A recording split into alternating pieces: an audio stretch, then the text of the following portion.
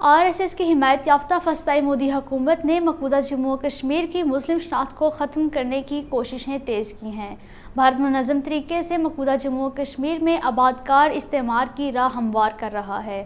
5 اگست 2019 میں آرٹیکل 370 اور 35A کی منسوخی کا مقصد غیر کشمیریوں کو مقبوضہ جموں و کشمیر میں آباد کرنا ہے، جس کے لیے آج تک 45 لاکھ ڈومیسائل جاری کیے جا چکے ہیں۔ اس کے علاوہ کشمیری عوام کو اپنے ہی وطن اور سرزمین پر اپنی زمینوں سے بے دخل، نوکریوں اور دیگر مواقع سے محروم کیا جا رہا ہے، جبکہ آئے روز کشمیری ملازمین کو ان کی ملازمتوں سے جبری طور پر برخاست کرنے کا ظالمانہ سلسلہ بھی جاری ہے۔ مقبوضہ کشمیر میں قبل از اسلام ہندو تہذیب کو مسلط کرنا BJP اور RSS کا اصل ہدف ہے۔ ہندوتوا طاقتوں نے کشمیری مسلمانوں کی نسل کشی کرنے کا منصوبہ بھی بنایا ہے۔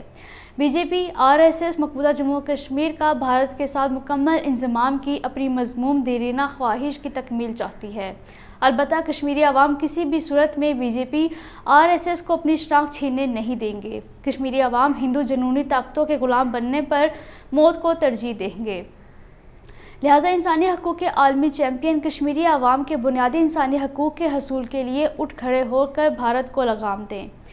غوثیہ آباد چنکی پورہ سوپور میں بھارتی فوجیوں اور پولیس اہلکاروں نے 4 نوجوان شاکر اکبر گوجری، محسن وانی، ہمایوں شارق اور فیضان اشرف کو آج ایک ناکے سے گرفتار کر کے انہیں مجاہدین کے بالائی زمین کارکن قرار دیا ہے۔